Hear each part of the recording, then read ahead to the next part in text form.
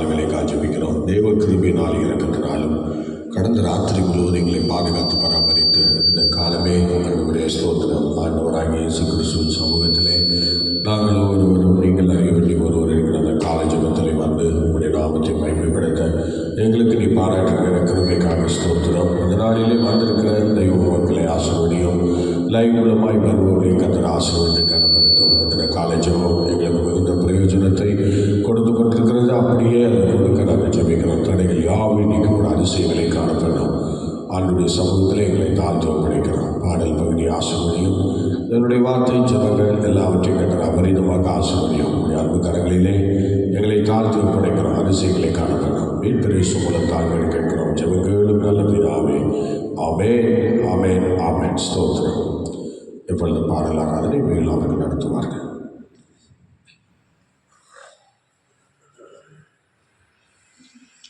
ஹல்லேலூயா, ஹல்லேலூயா. கர்த்தருடைய பரிசுத்த நாமத்துக்கு மகிமை உண்டாவதாக. நம்ம எல்லாருக்கும் அநேக தேவைகள் இருக்கும். யாருமே எனக்கு எதுவுமே வேண்டாம், நான் எல்லாம் எனக்கு இருக்குன்னு சொல்ல முடியாது. எல்லாம் இருக்கிறவங்களுக்கே ஏதோ ஒரு தேவை இருக்கும், அப்படி தானே? இந்த காலை வேளையில் என்னோடு கூட சேர்ந்து சொல்ல போகிறீங்க, என் தேவைகளை காட்டிலும் நான் ஆராதிக்கும் தேவன் பெரியவர் என்று சொல்லி பாடி கர்த்தருடைய நாமத்தை நாம் விடுதலையோடு மகிமைப்படுத்த போகிறோம். அல்லேலூயா. அதிகாலை வேளையில் நாம் ஆண்டவருடைய சமூகத்தில் எவைகளெல்லாம் அறிக்கையிட்டு நம்ம பாடுகிறோமோ ஜெபிக்கிறோமோ கர்த்தர் அதை அப்படியே கேட்டு அதை நிறைவேற்றுகிற தேவன். ஏன்னா சொல்கிறார் பார்த்தீங்களா, அதிகாலையில் என்னை தேடுகிறவர்கள் என்னை கண்டடைகிறார்கள்.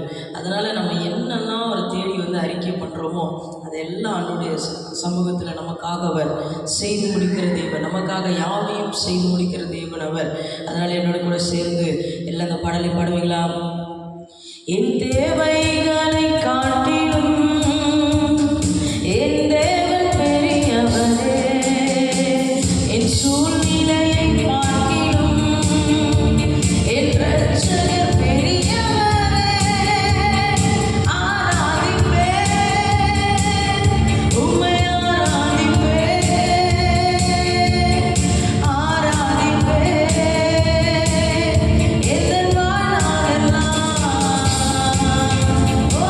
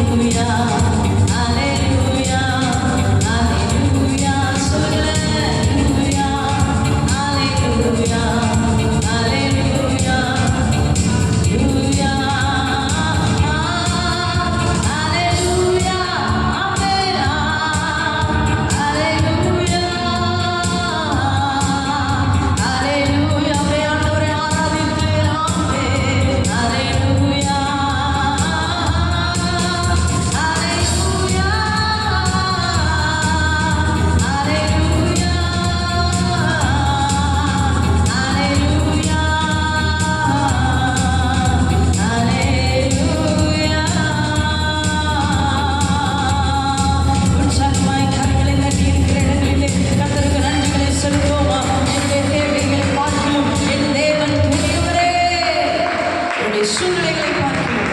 என்னை ரட்சித்தவர் பெரியவர். நன்றி ஆண்டவரே, நன்றி ஆண்டவரே. நீர் பெரியவராயிருப்பதனால எங்களுக்கு பயம் ஒன்றும் இல்லையே, கலக்கம் ஒன்றும் இல்லையே. தேவைகளை சந்திக்க நீர் வல்லவர். காலை நேரத்தில் யாராவது நாமத்தை மகிமைப்படுத்துகிறோம். எல்லா கன மகிமையாகவும் ஒருவருக்கே செலுத்துகிறோம். இயேசுவின் நாமத்தில் பிதாவே, ஆமென்.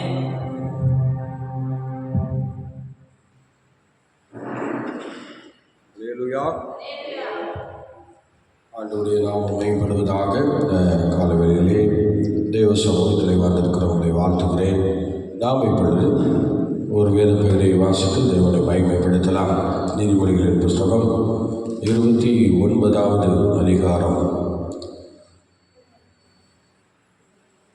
29 படிகள். நீதிமொழிகளின் புஸ்தகம் 29வது அதிகாரம். அடிக்கடி கடிந்து கொள்ளப்பட்டும் தன் பிடரியை கடினப்படுத்துகிறவர் சகாயமின்றி சடிதியில் நாசமடைவார்.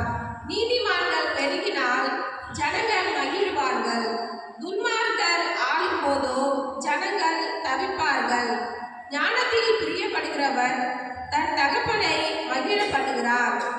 வேசிகளோடு தொந்தளிப்பவனோ ஆஸ்தியை அழிக்கிறான். நியாயத்தினால் ராஜா தேசத்தை நிலைநிறுத்துகிறார். பரிதான பிரியனோ அதை கவிழ்க்கிறார். பிறனை முகஸ்துதி செய்கிறவர் அவன் கால்களுக்கு வலையை விடுகிறார். துஷ்டனுடைய துரோகத்திலே கண்ணி இருக்கிறது, நீதிமானோ பாடி மகிழ்கிறார். நீதிமான் ஏழைகளின் நியாயத்தை கவனித்திருக்கிறார். துன்மார்க்கனோ அதை அறிய விரும்பான். பரியாசக்காரர் பட்டணத்தில் தீ கொளுத்தி விடுகிறார்கள். ஞானிகளோ குரோதத்தை விளக்குகிறார்கள். ஞானி மூடனுடன் வழக்காடுகையில் சினந்தாலும் சிரித்தாலும் அமைதி இல்லை. இரத்தப்பிரியர் உத்தமனை பகைக்கிறார்கள். செம்மையானவர்களோ அவனுடைய பிராணனை காப்பாற்றுகிறார்கள். மூடன் தன் உள்ளத்தை எல்லாம் வெளிப்படுத்துகிறார். ஞானியோ அதை பின்னுக்கு அடக்கி வைக்கிறார். அதிபதியானவர் பொய்யர்களுக்கு செவி கொடுத்தால் அவன் ஊழியக்காரர் யாவரும் துன்மார்க்கராவார்கள். தரித்திரனும் கொடுமைக்காரனும் ஒருவரை ஒருவர் சந்திக்கிறார்கள். அவ்விருவருடைய கண்களும் கர்த்தர் வெளிச்சம் கொடுக்கிறார். ஏழைகளுடைய நியாயத்தை உண்மையாய் விசாரிக்கிற ராஜாவின் சிங்காசனம் என்றும் நிலை பெற்றிருக்கும். பிறப்பும் கடிந்து கொள்ளுதலும் ஞானத்தை கொடுக்கும். தன் இஷ்டத்திற்கு விடப்பட்ட பிள்ளையோ தன் தாய்க்கு வெட்கத்தை உண்டு பண்ணுகிறான். துன்மார்க்கர் பெருகினால் பாவமும் பெருகும். நீதிமான்களோ அவர்கள் விடுவதை காண்பார்கள். உன் மகனை சிச்சை செய், அவன் உனக்கு ஆறுதல் செய்வார். உன் ஆத்மாவுக்கு ஆனந்தத்தையும் உண்டாக்குவார். ஆண்டுடைய நாம் மேம்படுவதாக. இந்த அருமையான காலவேளையிலே நாம் 29வது அதிகாரம் நீதிமொழிகளை இப்பொழுது நாம் வாசிக்க கேட்டோம். அவளில் 27 வசனங்கள் இருக்கிறது. ஆனால் இப்பொழுது நம்ம ஒரு 2 வசனங்களை இதிலிருந்து நாம் எடுத்துக்கொள்ளப் போகிறோம். நீங்கள் வாசிக்கலாம். 17ஆம் வசனத்தை வாசிங்கள். உன் மகனை சிச்சை செய், உன் மகனை சிச்சை செய், அவன் உனக்கு ஆறுதல் செய்வான். உன் ஆத்மாவுக்கு ஆனந்தத்தையும் உண்டாக்குவார். அப்படியே 15வது வசனத்தை படிங்கள். பிறம்பும் கடிந்து கொள்ளுதலும் ஞானத்தை கொடுக்கும். தன் இஷ்டத்திற்கு விடப்பட்ட பிள்ளையோ தன் தாய்க்கு வெட்கத்தை உண்டு பண்ணுகிறார். விதமாக சாலமோன் பிள்ளைகளை குறித்து ஒரு அருமையான காரியங்களை சொல்லியிருக்கிறார். ஆம் கர்த்தருடைய பிள்ளையை இன்று நாட்களிலே பிள்ளைகளை எப்படி நாம் ஆண்டவருக்குள்ளே வளர்க்க வேண்டும், எப்படி அந்த பிள்ளைகளை நடத்த வேண்டும் என்று சொல்லி வேதம் நமக்கு தெளிவாக சொல்லுகிறது. நீங்கள் படிப்பில் என்றால் பிள்ளைகள் என்று சொல்லும்போது டோட்டலாக ஆண்டவர் தம்முடைய பிள்ளைகளை எல்லாரையும் வச்சு ஒரு வசனம் விதமாய் சொல்லுகிறது. நீங்கள் படிக்கலாம். ஏசாயா தீர்க்கதரிசன புஸ்தகம் 8ஆம் அதிகாரம் 18ஆம் வசனத்திலே அவர் டோட்டலாக ஒவ்வொரு பிள்ளைகளும் அவருடைய பிள்ளைகளாக எப்படி இருக்கணும்னு சொல்லி அவர் சொல்லியிருக்கிறார். படிக்க பார்க்கலாம். ஏசாயா 8:18. இதோ நானும் கர்த்தர் எனக்கு கொடுத்த பிள்ளைகளும் நானும் கர்த்தர் எனக்கு கொடுத்த பிள்ளைகளும் சீயோன் பர்வதத்தில் வாசமாய் இருக்கிற சேனைகளின் கர்த்தராலே இஸ்ரவேலில் அடையாளமாகவும் அற்புதங்களாகவும் இருக்கிறோம் என்பதாக ஸ்தோத்திரம். ஆண்டவருடைய திட்டம் இது. ஆண்டவர் ஒவ்வொரு மனிதனை குறித்தும் அவர் வைத்திருக்கிற ஒரு தரிசனம். என் பிள்ளைங்க எங்கிருந்தாலும் இப்படித்தான் இருக்கணும் என்கிற ஒரு நல்ல எண்ணத்தோடு, இயக்கத்தோடு, தரிசனத்தோடு, திட்டத்தோடு நம்முடைய ஆண்டவர் இருக்கிறார் என்பதை நாம் அறிந்திருக்கிறோம். கர்த்தருடைய பிள்ளையே, ஆண்டவர் சாதாரணமான நிலையில் இல்லை. அவர் இந்த ஜனங்களை எல்லாரையும் நான் இலக்கண்டு ஏற்படுத்தினேன், இவர்களுடைய துதியை சொல்லி வருவார்கள் என்று சொல்லுகிறார். அப்போ பாருங்க, ஒவ்வொரு மனிதனையும் அவர் நல்ல தரிசனத்தோடு, திட்டத்தோடு உண்டாகியிருக்கிறார். ஸ்தோத்திரம். அதனால் இன்றைக்கு தேவ பிள்ளைகள், நீங்கள் சாதாரணமாக உங்களை நீங்கள் நினைத்துக் கொள்ளக்கூடாது.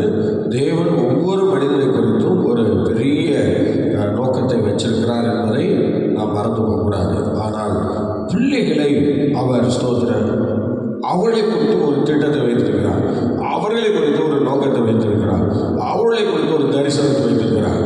நீங்கள் படிக்கலாம். மல்கியாவின் புஸ்தகம் 2ஆம் அதிகாரம் 15ஆம் வசனம் சொல்ல படித்து பாருங்க, பார்க்கலாம். அதில் என்ன சொல்கிறாரு பாருங்க.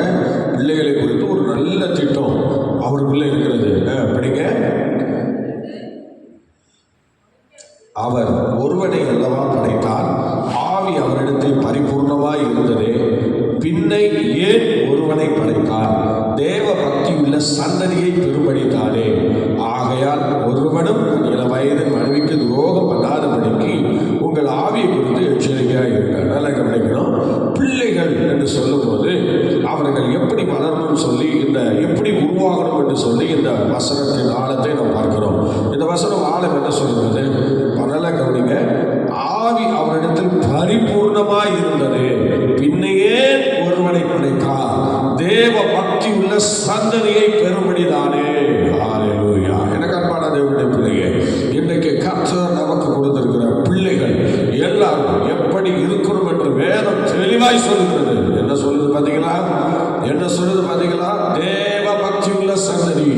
இன்னைக்கு உங்களுக்கு எனக்கு கொடுக்கப்பட்ட ஒவ்வொரு பிள்ளைகளும் ஒரு தேவ பக்தி உள்ள சந்ததி. இன்னைக்கு ஒவ்வொரு ஊழியக்காரனுக்கு கீழே கொடுக்கப்பட்ட ஒவ்வொரு பிள்ளைகளும் தேவ பக்தி உள்ள சந்ததியாக இந்த பூமியிலே வளர வேண்டும். அதுக்குதான் இங்கே சபை, அதுக்குதான் ஒரு போதகன், அதுக்குதான் ஆவியாருடைய நடத்திப்பு, அதுக்குதான் வசனம், அதுக்குதான் காலேஜபம், அதுக்குதான் ஞாயிற்றுக்கிழமை ஆராதனை, அதுக்குதான் ஊழியம், அதுக்குதான் சபையில பலவிதமான திட்டங்கள். கூட்டி கழிச்சு பார்த்தீங்கன்னா இந்த சபையினுடைய நோக்கம் என்ன தெரியுமா?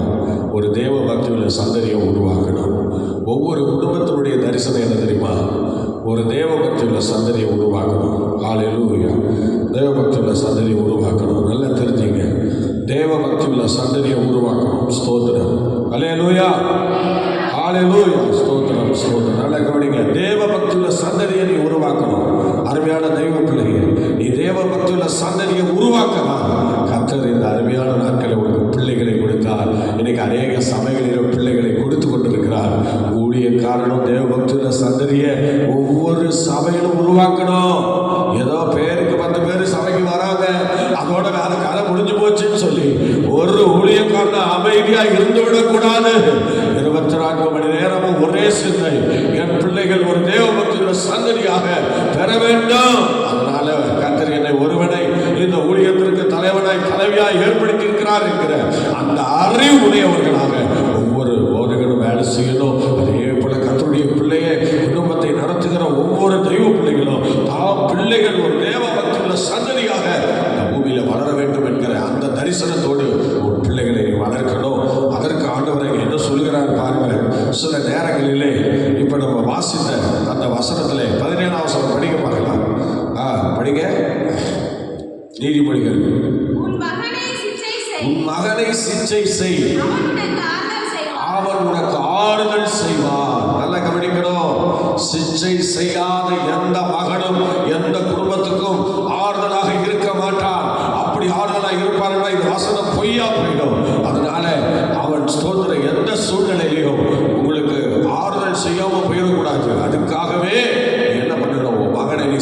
செய்யணும். உனக்கு மகனாய் இருக்கணுமா, உனக்கு மகளாய் இருக்கணுமா, கண்டிப்பா மகனை சிகிச்சை செய்துதான் ஆக வேண்டும். என் மகனை நான் ஒரு காலம் அடித்ததே இல்லை தெரியுமா, என் மகனை நான் ஒரு கால் திட்டியதே இல்லை தெரியுமா, உன்னை நாட் ரோட்டில் கொண்டு விடுறது நிச்சயம் தெரியுமா. இதை நல்லா தெரிஞ்சுக்கணும். வேதம் தெளிவாக சொல்லுது, நீ அவனை சிகிச்சை செய். அவன் உனக்கு எப்படி இருப்பான்? சொல்லுங்க, வசனம் வாசிக்கிறவங்க கொஞ்சம் கவனமா இருங்க, வசனத்திலே இருங்க, வெளில போயிடாதீங்க, வேற சிந்தையில போகாதீங்க. சொல்லுங்க, எப்படி இருப்பான் அவன்?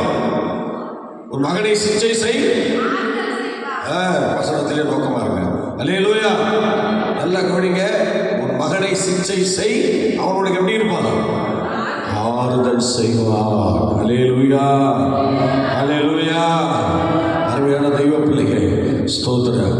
நீங்க உங்களுடைய வாழ்க்கையில உங்க மகனை நீங்க சிகிச்சை செய்து பழக்கம் இருக்கிறதா? ஸ்தோத்திரம்.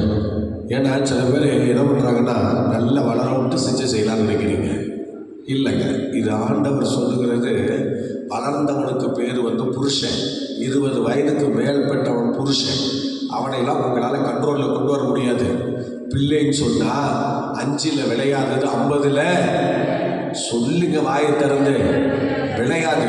ஆமாம், 5ல் விளையணும், 5லேருந்து உருவாகணும்.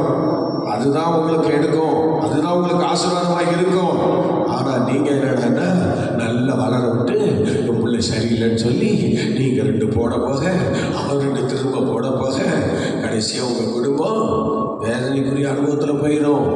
அதனால் இது எங்கே சிச்சிக்கணும், எப்படி சிச்சிக்கணும்னு பாருங்க. மல்கியாவில் அவர் சொல்லும்போது பிறப்பிலே சொல்லித்தரார். இல்லை, நீ பிறக்கும் போதே, பிள்ளைங்க பிறக்கும் போதே, சின்னதாக வளரும் போதே ஒரு தேவ பக்தி உள்ள பிள்ளையாக அந்த பிள்ளைய நீங்கள் வளர்க்கணும். நல்லா யோசிச்சு பாருங்க. அல்லேலூயா. சத்தமாக சொல்லுங்க, சத்தமாக சொல்லுங்க. ஸ்தோத்திரம். நீங்க ஸ்தோத்திரம் படிக்க பாருங்களா. 14 வருஷம் அதிலே படிங்க. பிறம்ப சீக்கிரம் படிங்க. உன் மகனை சிகிச்சை செய். அது இல்லைங்க, அதுக்கு மேல் உள்ள வசனம். பிறம்பும் கடிந்து கொள்ளுதலும் ஞானத்தை கொடுக்கும். பிள்ளைகளை எப்போதும் கடிந்து கொள்றதுல ஒன்றும் தப்பு இல்லைங்க. பிறம்பால் அடிக்கிறதுனால தப்பு இல்லை. அது அவனுக்கு என்ன கொடுக்கும்? சொல்லுங்க, என்ன கொடுக்கும்? ஞானத்தை கொடுக்கும். சொல்லுங்க, என்ன கொடுக்கும்? ஞானத்தை கொடுக்கும். அல்லேலூயா. சத்தமா என்ன கொடுக்குங்க? அவனுக்கு ஞானத்தை கொடுக்கும். அல்லேலூயா. சொல்லுங்க, வாய் திறந்து. என்னத்தை கொடுக்குதுங்க? அது ஞானத்தை கொடுக்கிறது. ஸ்தோத்திரம். ஆகவே எனக்கு ஞானத்தை கொடுக்கிற பிள்ளைகளை நீங்கள் கண்ணோக்கி பார்க்கணும். அதனால் பிறப்பினால் நீங்கள் உங்கள் பிள்ளைகளை கண்டித்து தான் வளர்க்க வேண்டும். ஆகவே ஒரு வசனத்தை நீங்கள் படிங்க. நீங்கள் பார்க்கலாம். ஸ்தோத்திரம். எபேசியர் 6:4 படிக்கல. எபேசியர் 6:4 சீக்கிரம் படிங்க. எபேசியர் 6:4.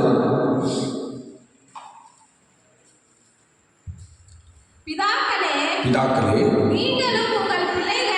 நீங்களும் உங்கள் பிள்ளைகளை கோபப்படுத்தாமல் கர்த்தருக்கேற்ற சிட்சையிலும் போதனையிலும் அவளை வளர்ப்பீர்களாக. என்ன சொல்றாரு பாருங்க. ஸ்தோத்திரம். இன்னொரு முறை படிங்க. பிதாக்களே, நீங்களும் உங்கள் பிள்ளைகளை கோபப்படுத்தாமல் கர்த்தருக்கேற்ற சிட்சையிலும் போதனையிலும் அவர்களை வளர்ப்பீர்களாக. கர்த்தருக்கேற்ற சிட்சையெல்லாம் அவங்களை வளர்க்கணுமா? அப்படிப்பட்ட போதனையெல்லாம் அவங்கள வளர்க்கணுமா? ஹல்லேலூயா. இன்னைக்கு நம்ம பிள்ளைகளை எப்படி நம்ம கொண்டு வரோம் கொஞ்சம் யோசிச்சு பாருங்க. சில பெற்றோர் ரொம்ப கரிசனையாக இருப்பாங்க. அருமையான தெய்வ பிள்ளையே, ஸ்தோத்திரம். இன்றைக்கு உங்களுக்கு ஒரு நிகழ்ச்சியை நான் சொல்கிறேன். அருமையான ஸ்தோத்திரம். ஆண்டவருடைய கிருபையினால் இறக்கத்தினாலே எங்களுக்கு தலைமை போதகராக இருந்த பாஸ்டர் கிறிஸ்தாஸ் ஐயா ஒருத்தங்க இருக்காங்க. அவங்க இப்போ இல்லை, அவங்க இறந்துட்டாங்க. அவங்க கன்னியாகுமரியிலே ஸ்தோத்திரம் குண்டவளை பகுதியிலே ஒரு பெரிய திருச்சபைக்கு தலைவராக ஸ்தோத்திரம் காணப்பட்டார்கள். அவர்கள் ஒரு ஆசிரியர். எல்லாம் கவனிக்கணும். அவங்க ஒரு ஆசிரியர், அவங்க மனைவியும் ஒரு ஆசிரியர். கர்த்தர் அவங்களுக்கு 10 பிள்ளைகளை கொடுத்துருந்தார். எத்தனை பிள்ளைகள்? 10 பிள்ளைகள். ஆனால் அந்த 10 பிள்ளைகளையும் பாருங்க, அந்த கர்த்தருக்கேற்ற போதனை, அந்த சிக்ஷைகள் இவைகளெல்லாம் கொடுத்து அழகாக வளர்த்து வந்தார்கள். அந்த 10 பிள்ளைகளையும் வளர்த்து வந்தார்கள். இப்பொழுது அந்த 10 பிள்ளைகளுக்கும் எந்த கெடுதியும் இல்லை, எல்லாம் நல்லா தான் இருக்கிறாங்க. 10 பிள்ளைகளும் இன்றைக்கி குடு கிழமனாக அந்த ஐயா இறந்து போயிட்டாங்க. ஆனால் அவங்களுடைய பிள்ளைங்க 10 பேரும் குடு கிழமனா இன்றைக்கி என்ன பண்ணுறாங்க, இந்த உலகத்தில் வளம் வந்து கொண்டிருக்கிறார்கள். ரொம்ப ஆசீர்வாதமாக இருக்கிறாங்க ஆண்டவருடைய கிருபையினால். அருமையான தெய்வ பிள்ளைகள். இது காரணம் என்ன அப்படின்னா, அவங்க பெற்றோராகிய அருமையான அந்த ஐயாவும் அம்மாவும் அப்புறம் வேலையெல்லாம் ரிட்டையர்ட் ஆகிற பிறகு அவங்க பாஸ் ஆகிட்டாங்க.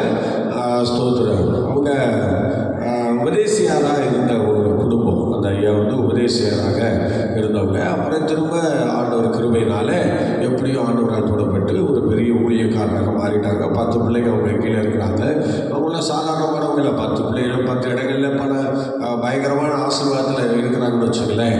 அப்படி கர்த்தர் அவங்கள உயர்த்தி வச்சுருந்தார். ஆனால் அவங்க பிள்ளைகளை அவங்க நடத்தின விதத்தை நாங்கள் நிறைய கேட்டிருக்கிறோம். அந்த பாஸ்டர்மாவையும் நாங்கள் பார்த்துருக்குறோம். அந்த பாஸ்டர்மா வந்து ஒரு ஆசிரியராக இருந்து ரிட்டையர்ட் ஆனவங்க. தன் வேலையிலலாம் கரெக்டாக இருப்பாங்க. ஏன்னா கத்தோலிக் பிள்ளை இல்லை, அதனால் அப்படி இப்படிலாம் இருக்க மாட்டாங்க. நல்லா அருமையாக வேலையிலலாம் உண்மையாக இருப்பாங்க. பாஸ்டர் அப்படிலாம் உண்மையாக இருந்திருக்கிறாரு. அப்படி இருந்த இந்த 10 பிள்ளைகளையும் சரியாக வளர்த்து கொண்டு வந்தாங்க. இது ஒரு பெரிய காரியம். என்னென்னா, அந்த பிள்ளைகளெல்லாம் மருந்து கூட எடுக்காமல் ஆண்டவருக்காக பரிசுத்தமாக வாழ்ந்த ஒரு பிள்ளைகள் வச்சுக்கல. மருந்து கூட எடுக்க மாட்டாங்க. யார் இருந்தால் ஜெபம் தான் பண்ணுவாங்க. ஸ்தோத்திரம். ஆமாம், ஜெபம் தான் பண்ணுவாங்க. அப்படி தான் அந்த பிள்ளைகள்லாம் வளர்க்கப்பட்டிருக்கிறாங்க. எப்படி இது ரொம்ப அதிசயமானது. ஆண்டவர் கிருபையினால அந்த பிள்ளைகளெல்லாம் கர்த்தர் வழி நடத்தியிருக்கிறார். கடைசியாக இந்த பிள்ளைகளெல்லாம் என்ன செஞ்சாங்கன்னா, நல்ல அந்த ஸ்கூல்ஸ் போயிட்டு வந்து எல்லா பிள்ளைகளுக்கும் நல்ல சாப்பாடு கொடுத்துருவாங்க. அந்த அம்மா சாப்பாடு கொடுத்து எல்லாரையும் வரிசையாக படுக்க போட்டுருவாங்களாம். 10 பிள்ளைகளும் வரிசையாக தலையை வச்சு எல்லாரையும் படுக்க போட்டு தூங்க வைப்பாங்களாம். எல்லாரையும் தூங்க இல்லை. சில பிள்ளைகளுக்கு ஜுரம் வரும். அப்படியே பாருங்க, அந்த பிள்ளைங்க பக்கத்துலேயே உட்காந்து ஸ்தோத்திரன்னு சொல்லி அப்படியே அந்த பிள்ளையை தூங்க வைப்பாங்க. இன்னொரு பிள்ளை சொல்ல தலைவலிக்குது எனக்கு அப்படிங்கும். அப்புறம் ஓடி போய் அங்கே உட்காருவாங்க. எவ்வளோ குடும்பம் தெரியுமா? 10 ஒரு பிள்ளையை வளர்க்குறதுக்கே முடியல. அந்த பிள்ளை பண்ணுற அநியாயத்தை கண்டிக்கவே அவனால் முடியல. ஆனால் இங்கே அங்கே பாருங்கள், 10 பிள்ளைகளையும் அந்த வளர்க்கும் போது ஒரே இடத்துல தூங்க வைக்கும் போது எப்படியும் அந்த பிள்ளைங்க தூங்குறதுக்கு ஒரு 10-12 ஆகிடும். அதுக்கு மேற்பட்டு அந்த அம்மா என்ன பண்ணுவாங்க, அந்த 10 பிள்ளைகள் மேலும் தலையிலும் அழகாக கைகளை வைப்பாங்களாம். கைகளை வச்சு ஜெபம் பண்ணுவாங்களாம். 10 பிள்ளைகள் தலையில் கை வச்சு ஜெபம் பண்ணுவாங்களாம். ஆண்டவரே, இந்த மகனை இப்படி ஆசீர்வதி, இந்த மகனை இப்படி ஆசீர்வதி, கனப்படுத்தோம் என்னெல்லாம் சொல்லி அந்த பிள்ளைக்கு ஜெபம் பண்ணிவிட்டு, அடுத்த பிள்ளைக்கு ஜெபம் பண்ணிவிட்டு, அடுத்த பிள்ளைக்கு ஜெபம் பண்ணிவிட்டு, அடுத்த பிள்ளைக்கு ஜெபம் பண்ணிவிட்டு வரிசையாக அந்த பிள்ளைகளுக்கு ஜெபம் பண்ணும்போது எப்படியும் மணி 2 ஆயிரம். 1-2 ஆயிரம். அதுக்கப்புறம் அவங்க கொஞ்சோண்டு தூங்குவாங்களாம். கொஞ்ச நேரம் தூங்கிட்டு டக்குன்னு எந்திரிச்சிடுவாங்களாம். எந்திரிச்சு அதுக்கப்புறம் அவங்க வேலையெல்லாம் செய்ய ஆரம்பிச்சிடுவாங்களாம். அப்புறம் காலையில் ஜெபம் பண்ண ஆரம்பிச்சிடுவாங்களாம்.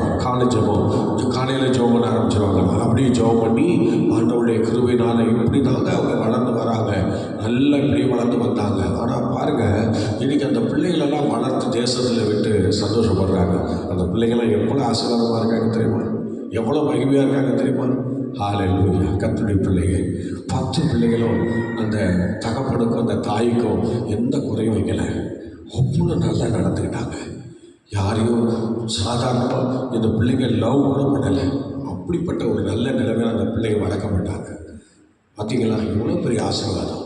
அப்புறம் தேசத்தில் இன்றைக்கி சிறந்திருக்கிறாங்கன்னா அதுக்கு காரணம், தேசத்தில் இன்றைக்கி பெரியவங்களாக இருக்கிறாங்கன்னா அதுக்கு மெயின் காரணம் என்ன தெரியுமா? அவங்களுடைய வளர்ப்பு. ஸ்தோத்திரம். நம்ம படித்தோமே, அதில் என்ன சொல்கிறார் பாருங்க, எபேசியர் 6:4 திரும்ப படிக்க பார்க்கலாம். பிதாக்களே, நீங்கள் உங்கள் பிள்ளைகளை கோபப்படுத்தாமல். வாசிச்சதே வாசிக்கமா? 4 படிக்குமா? 4 படிங்க.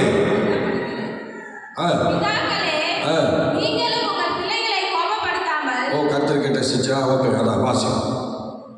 கர்த்தர் கேட்ட சிச்சையிலும் போதனையிலும் அவர்களை வளர்ப்பீர்களாக. நல்ல கவனிங்க. கர்த்தர் கேட்ட சிச்சையிலும் அதற்குரிய போதனையிலும் அவர்களை வளர்ப்பீர்களாக. பாருங்க, இன்னைக்கு அவங்களுடைய பிள்ளைங்க தேசத்தில் எவ்வளோ பெரிய ஆட்களாக இருக்காங்க தெரியுமா? இன்னைக்கு கும்பகோணத்தில் கிரைஸ்ட் மெட்ரிகுலேஷன் ஸ்கூல் இருக்குல்ல, அந்த ஸ்கூலை நடத்துகிற அந்த மகனும் அவங்க 10 பிள்ளைகள் ஒரு மகன் தான். பார்த்தீங்களா? ஸ்தோத்திரம். இன்னும் அவங்கள சுற்றிலும் எல்லா கவர்மெண்ட் ஷாப்பில் நிறைய பேர் இருக்காங்க. ஸ்தோத்திரம். சில பேர் பாசஸாக இருக்கிறாங்க, சில பேர் திருமணமாக அவங்க முழு நேரம் கர்த்தருக்கு ஊழியம் பண்ணுறாங்க. இப்படி பார்த்தீங்கன்னா எல்லாருமே ஸ்தோத்திரம், எல்லாருமே நல்ல வளர்ந்துருக்கிறாங்க, நல்ல வளர்ந்துருக்கிறாங்க. அருமையான தெய்வ பிள்ளையை நல்லா தெரிஞ்சுங்க. நல்ல ஒரு வளர்ச்சி, நல்ல ஒரு ஆசீர்வாதம். இதுக்கெல்லாம் காரணம் என்ன? கர்த்தருடைய பிள்ளை, இதுக்கெல்லாம் காரணம் என்ன? கர்த்தருக்கேற்ற போதனையிலும் அந்த சிக்ஷையிலும் அவங்க வளர்க்கணும். சொல்லுங்க, என்ன பண்ணணும்? கர்த்தருக்கேற்ற போதனையிலும் அந்த சிக்ஷையிலும் அவங்கள வளர்த்து ஆளாக்க வேண்டும். இன்றைக்கி நம்முடைய பிள்ளைகளை அவ்விதமாக வழி நடத்த வேண்டும். காலமே எழுந்து கர்த்தரை துதிக்க வைக்கணும். பார்த்தீங்களா? ஸ்தோத்திரம். ஒரு தெய்வீக ஆசீர்வாதங்கள் நம்முடைய பிள்ளைகளை பின்தொடரும். கர்த்தருடைய பிள்ளையை கர்த்தருக்கேற்ற போதனையிலும் சிக்ஷைகளிலும் அந்த பிள்ளைகளை நம்ம வளர்க்கும் போது பாருங்க, அந்த ஐயா வந்து ஒரு நாள் ஸ்தோத்திரம் ஒரு சின்ன தவறு பண்ணிட்டாரு. உடனே பாருங்க, ஆண்டவர் பிள்ளைகிட்ட போய் கை வச்சுட்டாரு, பிள்ளைகளை போய் கை வைக்கிறார். ஏதோ பிள்ளைகள் தான் அவருக்கு உயிர். யாருக்கு? இந்த தலைவருக்கு, பாஸ்டருக்கு, கிறிஸ்தாஸ் ஐயாவுக்கு வந்து பிள்ளைகள் தான் ரொம்ப உயிர். அதனால் என்ன பண்ணார், ஒரு நாள் என்ன பண்ணிட்டாரு, ஒரு ஊழியக்காரர் மத்தியானம் ஒரு மணி 1:30 மணிக்கிட்ட வீட்டுக்கு வந்திருக்கிறாங்க. வீட்டுக்கு வரும்போது இவர் நேரம் ஆச்சுன்னு சொல்லிட்டு இந்த ஐயா ஸ்கூலுக்கு வேலை பார்க்குறாருல, அதனால் கிறிஸ்தாஸ் ஐயா வந்து வேலை பார்க்கறதுக்காக கிளம்பிட்டாருங்க. நல்லா வேலை பார்க்கறதுக்காக கிளம்பிட்டாரு. ஏன்னா எல்லாம் இந்த கிருபாசனம் சர்ச்சில் வளர்ந்துட்டு இருக்கிறாங்க. எல்லா கிருபாசனம் சர்ச்சில் தான் அவங்க அங்கத்தினராக அப்படி இருந்திருக்கிறாங்க.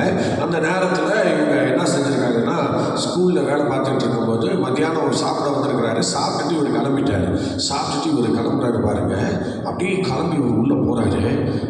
சாப்பிட்டு கிளம்பி வெளியே வந்துட்டார். வெளியே வரும்போது ஒரு ஊழியக்காரர் வரார். ஐயா வீட்டுக்கு போனால் ஏதாவது சாப்பாடு கிடைக்கும்ட்டு வந்திருக்கிறாரு. அது பசியோடு வந்துருப்பார் போட்டுருக்கு. உடனே இவர் என்ன பண்ணிட்டாரு, நம்ம ஐயா, பாசம் வாங்க, நல்லா இருக்கீங்களா, சாப்பிட்டீங்களா அப்படின்னு கேட்டிருக்கிறாரு. வந்தோடனே ஆமையா சாப்பிட்டேன் அப்படின்னு சொன்னாரா. இவர் அப்படின்னா நீங்கள் வீட்டில் போய் இல்லை பாருங்க, நான் அதை வந்துடுறேன் அப்படின்னு சொன்னாரா.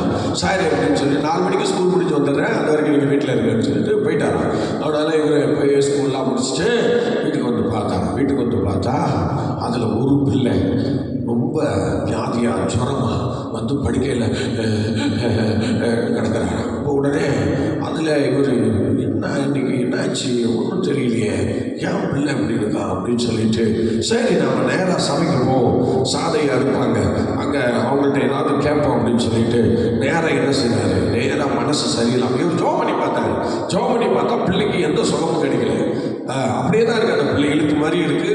அந்த பிள்ளைக்கு ஜுரம் குறையில, அந்த பிள்ளை ஊக்கிட்டு கிடக்கு.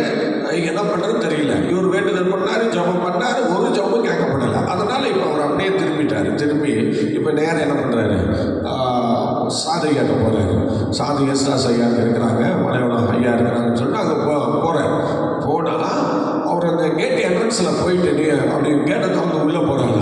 அப்போ அங்கே உள்ளே இருந்து ஒரு சத்தம் வருதான், வா கிறிஸ்தாஸே, வா வா, இப்பெல்லாம் உனக்கு ஊழியக்காரனெல்லாம் மதிக்க தெரியாது இல்லை, உனக்கு வேலை வசதி எல்லாம் வந்துருச்சு, அதனால ஊழியக்காரனை இப்போ உன்னால் மதிக்க முடியாது, சரி வா வா அப்படின்னு சொல்லி அவனை கிட்ட வரும்போதே சொல்ல ஆரம்பிச்சுட்டாரா. ஆமா, உன் பையன் வியாதியாக இருப்பானே, ஜோமனி இருப்பிய, ஆண்டவர்கள் பயிர் செஞ்சிருக்க மாட்டாரே, சரி வா வா என்று சொல்லி அவரை என்ன பண்ணாரா, அவர் செய்ததை ஞாபகப்படுத்தினாரா. ஐயா, ஆமையா, பையன் வியாதியாக இருக்கான், அதுக்காக அவங்கள பார்த்துட்டு போனான்னு வந்தேன். ஆமாம், இன்னைக்கு காலையில் மத்தியானம் ஒரு ஊழியக்காரன் உங்கள் வீட்டுக்கு வந்திருப்பானே. ஆமாம் வந்தாங்கய்யா. அவனுக்கு சாப்பாடு கொடுத்தியா அப்படின்னு கேட்டேன். இல்லையா, நான் சாப்பிட்டேன்னு கேட்டேன். அவன் சாப்பிட்டேன்னு சொன்னதுனால நான் மட்டும் போயிட்டேங்க அப்படின்னு சொன்னாரா. ஆமாம், அவன் சாப்பிடல, அவன் ஏதோ அவன் வீட்டுக்கு வந்தால் ஆகாரம் கிடைக்கிறது தான் வந்திருக்கான். ஆனால் அவன் வந்து ஸ்தோத்திரம் தண்ணியை மாத்திரம் உன் வீட்டில் குடிச்சுட்டு வயிறை தடவி பசிக்கிற ஐயா வீட்டுக்கு வந்தால் சாப்பாடு கிடைக்கணும் வந்தேன், ஒன்றும் கிடைக்கலையே அப்படின்னு சொல்லிட்டு அவன் வயிறை தடவிட்டே போயிட்டான். அதனால் இன்றைக்கி உன் பிள்ளை வந்து வியாதியாக இருக்கு, நீ இப்போ பார்க்க வந்திருக்க, அவ்வளோதானே என்று சொன்னதும் ஊழியக்காரன் மதிக்க கற்றுக்க. வேலை ஒரு பக்கம் இருந்தாலும் ஊழியக்காரனை மதிக்கணும் என்று சொல்லி அவனுக்கு சில காரியத்தை அவனுக்கு சொன்னாரா. சரி போ, வீட்டுக்கு போ அப்படின்னு சொல்லி அனுப்பிச்சி விட்டாரா. உடனே ஒரு வீட்டுக்கு வந்தாரா. வந்து பார்த்தா படுக்கையில் இருந்த பிள்ளை அப்பா பால் அவங்க தான் படுக்கையில் இருந்தாங்க. இன்றைக்கி அவர் திருமணமே ஆகாமல் ஒரு நல்ல ஊழியத்தை செய்கிற ஒரு நல்ல ஊழியக்காரர் கன்னியாகுமரியிலே உண்டவளையிலே அவர் இன்றைக்கி பாலாக இருந்து கர்த்தருடைய வேலையை அவர் செய்து வருகிறார். அல்லேலூயா. திருமணமே ஆகாமல் கர்த்தருக்கு ஊழியம் செய்து வருகிறார். இன்றைக்கி அவரை அந்த அளவுக்கு அவங்க வீட்டுக்கு போய் பார்க்குறாரு. அவர் அழகாக எழுப்பி எல்லா பிள்ளைகளோடையும் விளையாண்டு கொண்டிருக்கிறார். அல்லேலூயா. எத்தனை அதிசயம் பார்த்தீங்களா? அருமையானது கேட்ட சிச்சையில வளர்க்கணும்னு சொல்றதுன்னா சோதரன் கர்த்தர் சொன்னா கேட்கணும். அதே போல நீங்க கர்த்தர்கிட்ட உங்க பிள்ளையை கொடுத்து சொன்னா அவர் கேட்கணும். அதுக்கு தான் கர்த்தர் கேட்ட சிச்சையில வளர்க்கணும். சில பேர் கர்த்தர் கேட்ட சிச்சையில வளர்க்க மாட்டாங்க, அவங்கள சரியான கண்ட்ரோல் பண்ண மாட்டாங்க, அவங்க இஷ்டத்துக்கு விட்டுருவாங்க. ஆனால் கடைசியில் வந்து என்ன பண்ணுவாங்க, ஆண்டவரே என் பிள்ளைங்க அப்படி, ஆண்டவரை என் பிள்ளைங்க இப்படி, ஆண்டவரை என் பிள்ளை இப்படி இருக்கு, ஆண்டவரை அப்படி இருக்கு, ஆண்டவரை இப்போ கேட்பாரா? நீ கேட்பாரான்ற நிச்சயமாக கேட்க மாட்டார், கேட்கவே மாட்டார். ஏன்னா கர்த்தர் கேட்ட சிச்சையில் அந்த போதனையில் உன் பிள்ளைகளை வளர்த்து கொண்டு வரல. அதனால இப்போ நீ என்ன ஜெபம் பண்ணாலும் கர்த்தருக்கு கேட்கறது இல்லை. இப்பயும் சில ஊழியக்காரங்க பிள்ளைங்க ரவுடிகளாக தான் இருக்காங்க. இப்பயும் சில விசுவாசிகளுடைய பிள்ளைங்க ரவுடிகளாக தான் இருக்காங்க. எனக்கு ஒரு பையனை தெரியும், ஒரு சர்ச்சில் இருந்தான். சோதரர் நல்ல குடும்பமாக சபையில் வந்து நல்ல ஆராதனை பண்ணிட்டு இருந்தாங்க. இவன் என்ன பண்ணான், எவனோ கொடுத்த உபதேசத்தில் எங்களுக்கு மேன்மையான சபை ஒன்று இருக்கு அப்படின்னு சொல்லி வேற ஒரு சபைக்கு போனான். அவன் வேற ஒரு சபைக்கு போனதும் அந்த பிள்ளை என்னாச்சு, ஃபுல் ரவுடியாக மாறிடுச்சு. இன்னைய வரைக்கும் ரவுடி பையனாக இருக்கான், தண்ணி போடுறான். அவனை கண்ட்ரோல் பண்ண யாராலையும் முடியல, பார்த்தீங்களா? ஆனால் அப்பா அம்மா மாத்திரம் சர்ச்சுக்கு போகிறாங்க, ஞாயிற்றுக்கிழமை போயிட்டு ஹல்லேலூயா. ஆனால் பிள்ளை எங்கே இருக்கு, தண்ணி சாப்பிட்டுட்டு இருக்கு, சாராயம் குடிச்சிட்டு இருக்கு. யோசிச்சு பாருங்க, இவங்க என்ன பண்ணியிருக்கிறாங்க. திடீர்னு நல்ல சபையிலேருந்து திடீர்னு அந்த சபையை மாறினாங்க. ஏன்னா அந்த சபைக்கே ஒரு முதுகெலும்பாக இருந்த பையன், ஆனால் கடைசியாக மாறினான். இன்றைக்கி அந்த சபையே இல்லை, உடஞ்சி போச்சு. பார்த்தீங்களா, இந்த சபையே இல்லை. இவங்க வெளில போன பிறகு எல்லாம் வரிசையாக போயிட்டாங்க. அதுக்கப்புறம் ஸ்தோத்திரம், இன்றைக்கி அந்த சபையே இல்லாமல் போச்சு. ஆனால் பார்த்தீங்களா, இப்போ இந்த குடும்பத்தில் இன்றைக்கி பிள்ளைகள் நல்ல கண்ட்ரோலில் இல்லை. நல்லா யோசிச்சு பாருங்கள். இந்த பிள்ளைகளெல்லாம் நல்ல முறையில் கொண்டு வரணும்னா அருமையான தெய்வ பிள்ளைய போதனையிலும் சிச்சையிலும் நீங்கள் நல்லா வளர்த்து வந்தீங்கன்னா கண்டிப்பாக நீங்கள் சொல்கிறதை கேட்பாங்க. நாமும் கர்த்தருக்கு இவங்களுக்காக வேண்டிக்கும் போது கர்த்தர் கேட்பாருங்க. இன்றைக்கி எந்த பிள்ளைகளை குறித்து வேண்டுதல் செய்தாலும் கடவுள் கேட்க மாட்டேங்கிறார். ஏன்னா நம்ம கடவுள் கேட்ட சிச்சையிலும் போதனையில் வளர்த்தா தானே கர்த்தர் கேட்பாரு. யோசிச்சு பாருங்க. ஏன்னா அந்த பிள்ளைங்க கர்த்தருக்கு அடுத்த எந்த விஷயத்திலும் உண்மை இல்லை, அதனால் அந்த பிள்ளைகளுக்கு அந்த வாசனை வராது. ஆகவே எனக்கு அன்பான தேவனுடைய பிள்ளைகளே, உங்கள் பிள்ளைகளை கர்த்தருக்கேற்ற சிச்சையிலும் அந்த போதனையிலும் நீங்கள் வளர்க்கணும். ஸ்தோத்திரம். காலையில் ஜெபிக்கணும்னா ஜெபிக்க வைக்கணும், பைபிள் படிக்கணும்னா படிக்க வைக்கணும். ஸ்தோத்திரம். இப்படி சில விஷயங்களை நீங்கள் கற்றுக் கொடுக்கணும். ஆகவே எனக்கு பிரியமானவர்களே, உங்கள் பிள்ளைகள் எந்த நிலைமையில் இருக்கிறார்கள் என்பதை நீங்கள் இப்பொழுது ஸ்தோத்திரம் பாருங்கள். நீங்கள் நீதிமொழிகள் 17:6 படிச்சிங்கன்னா அங்கே என்ன சொல்கிறார் பாருங்கள், படிக்க பார்க்கலாம். 17:6 நீதிமொழிகள் 17:6. பிள்ளைகளின் பிள்ளைகள் முதியோருக்கு கிரீடமாக இருக்கிறாங்கன்னு சொல்லியிருக்கு. இன்றைக்கி உங்கள் பிள்ளைங்க நீங்கள் சொல்கிற பேச்சை கேட்குறாங்களா? உங்களுக்கு புகழ்ச்சியை கொண்டு வராங்களா? உங்களுக்கு மகிமையை கொண்டு வராங்களா? யோசிச்சு பாருங்கள். உங்களுக்கு புகழ்ச்சி மகிமையை அவங்க உங்களுக்கு கொண்டு வராங்களா? ஆக்கத்துடைய பிள்ளையை கொண்டு வராங்களா? முதியோருக்கு எப்படி இருக்கிறாங்க? கிரீடமாக இருக்கிறாங்களா? பிள்ளைகள் அப்படி தான் இருக்கணும். இன்றைக்கி தாத்தா பாட்டிக்கெல்லாம் பிள்ளைங்க எப்படி இருக்கணும் சொல்லுங்கள், எப்படி இருக்கணும்? கிரீடமாக இருக்கணும், மேன்மையாக இருக்கணும், மகிமையாக இருக்கணும். அருமையான தெய்வ பிள்ளைங்க யோசிச்சு பாருங்கள். ஆகவே ஸ்தோத்திரம், பிள்ளைகள் அவ்விதமாக வளர்க்கப்பட வேண்டும் என்பதை நீங்கள் மறந்து போகக்கூடாது. நீங்கள் இன்னொரு வசனத்தை படிக்கலாம். 29:17 படிங்க. 29:17 நம்ம வாசிச்சதான். நீ சிச்சை செஞ்சா உன் மக உனக்கு ஆறுதல் செய்வான். சொல்லுங்க, என்ன பண்ணுவான்? உனக்கு ஆறுதல் செய்வான். கண்டிப்பா உனக்கு ஆறுதல் செய்வான். அடுத்த ஒரு வருஷம் படிங்க. 23:24 படிங்க. நீதிமொழிகள் 23:24 படிங்க பார்க்கலாம்.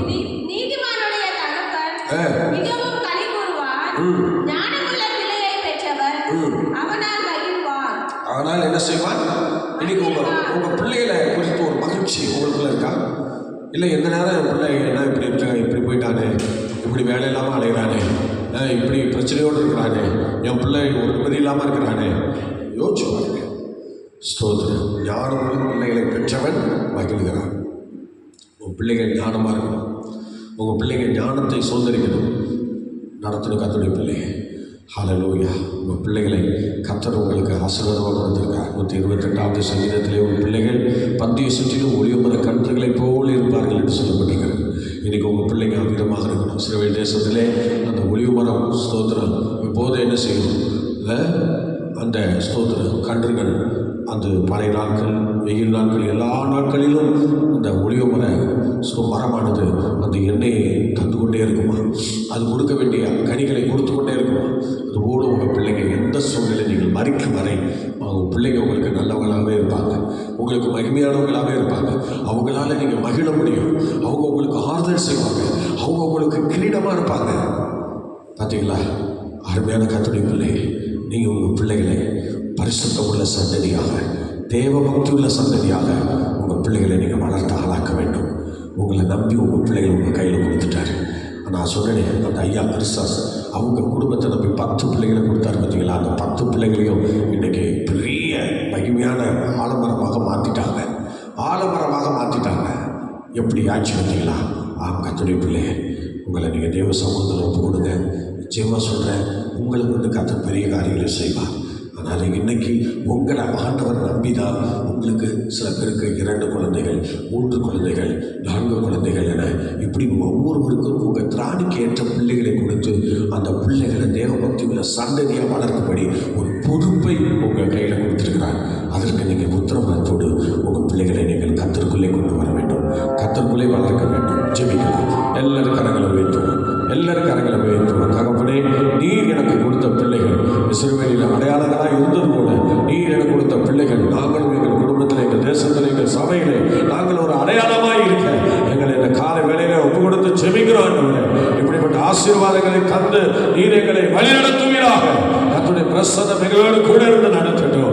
ஆண்டவரே, அதிசயங்களை காணப்பட்டோம். விதமாக பிள்ளைகளை நாங்கள் வளர்த்து ஆளாக்கி ஆண்டவரை நாங்கள் மகிழக்கூடியவர்களாக நீர் எங்களை மாற்றும். எங்கள் பிள்ளைகள் எங்களுக்கு ஆறுதல் செய்யணும். ஆண்டவரே, அப்படிப்பட்ட போதனை செய்து நாங்கள் பிள்ளைகளை வளர்க்க எங்களுக்கு நீ கிருபை தாரும். ஆண்டவரே, எங்களுக்கு நீ கிருபைகளை தாரும். ஆனா பெண்ணா இருக்கட்டும், யாராவது நான் இருக்கட்டும், கர்த்தர் கேட்ட போதனையில் அந்த சிற்செய்தோம் எங்கள் பிள்ளைகளை நாங்கள் வளர்த்து ஆளாக்க எங்களுக்கு அந்த கிருபைகளை தந்து நடத்துவீராக. ஹல்லேலூயா. அதிசயங்களை காணப்படும், ஆச்சரியமான காரியங்களை செய்யும். இயேசுவின் நாமத்தில் பிதாவே, ஆமென், ஆமென், ஆமென். இந்த அருமையான நாளிலே மலைநாடு என்கிற பகுதியிலே இப்பொழுது நாம் என்ன பண்ண போகிறோம்? அந்த அழிவை தடுத்து நிறுத்துவதற்காக ஜெபம் பண்ண போகிறோம். நிறைய ஸ்தோத்திர மக்கள் அழிச்சிட்டாங்க. நிறைய மக்கள் அந்த ஸ்தோத்திர அந்த பூமி மண் மூடி அந்த ஸ்தோத்திர மக்கள் அழிந்து இன்னைக்கு புதைக்கப்பட்டிருக்கிறார்கள், புதையுண்டிருக்கிறார்கள். ஆனால் ஸ்தோத்திர மீட்பு பணியாளர்கள் தேடிக்கொண்டே இருக்கிறார்கள். தேட தேட தேட தேட வெட்ட வெட்ட பணமாய் வந்து கொண்டிருக்கிறது. அப்படிப்பட்ட பெரிய அழிவு அந்த கேரளா மாநிலத்தில் வயநாடுங்கிற பகுதியில் வந்து இன்னைக்கு உலகத்தையே திரும்பி பார்க்க வைத்திருக்கிறது. அந்த அழிவை கர்த்தர் தடுத்து நிறுத்தும்படியாய் நம்ம எல்லாரும் ஹல்லேலூயா அப்படியே கரமுயர்த்தி ஹல்லேலூயா ஜெபிப்போமா. ஆண்டவரே, அந்த வயநாட்டில் ஏற்பட்டிருக்கிற அந்த அழிவை தேவன் தடுத்து நிறுத்தும்படியாய் இயேசுவின் நாமத்தினாலே ஆண்டவரே ஸ்தோத்திரப்பா, ஸ்தோத்திரப்பா. மீட்பு பணியாளர்கள் செயல்பட்டு வருகிறார்கள். இயேசுவின் நாமத்தில் இந்த மீட்பு பணியாளர்களை ஆசீர்வதியும். ஆண்டவர் தொண்டு நிறுவனங்களை ஆசீர்வதியும். ஆகாரம் கொடுக்கிறவங்களை ஆசீர்வதியும். அங்கே பணிவிடை செய்கிற எல்லாரையும் ஆசீர்வதியும்.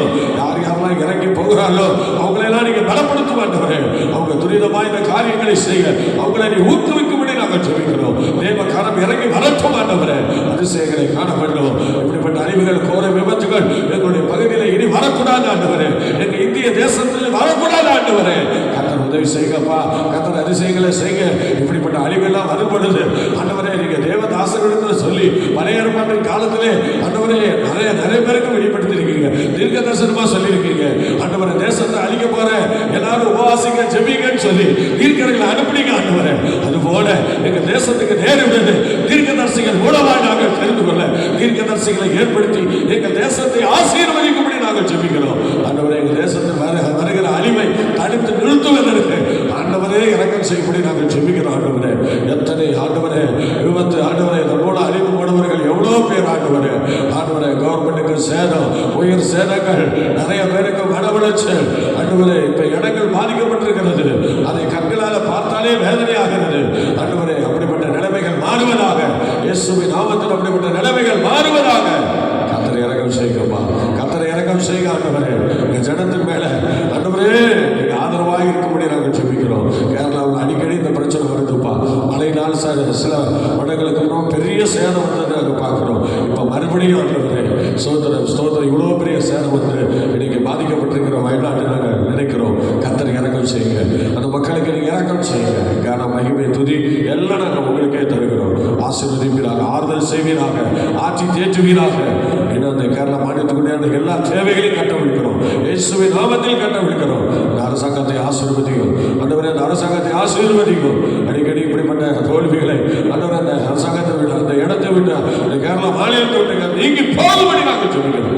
கத்தர்கிறிய அதிசயங்களை காணப்படும் கடமைமை துதி எல்லாம் நாங்கள் உங்களுக்கு தருகிறோம். ஆசீர்வதி இயேசுவின் நாமத்தில் வேண்டிக் கொள்கிறோம் ஜெபங்களும் நல்ல பிதாவே. ஆமென், ஆமென், ஆமென். Okay, God bless you. மீண்டும் நாளை காலை 5 மணிக்கு நாம் சந்திக்கலாம். கர்த்தர் நம்மை நடத்துவாராக. Praise God.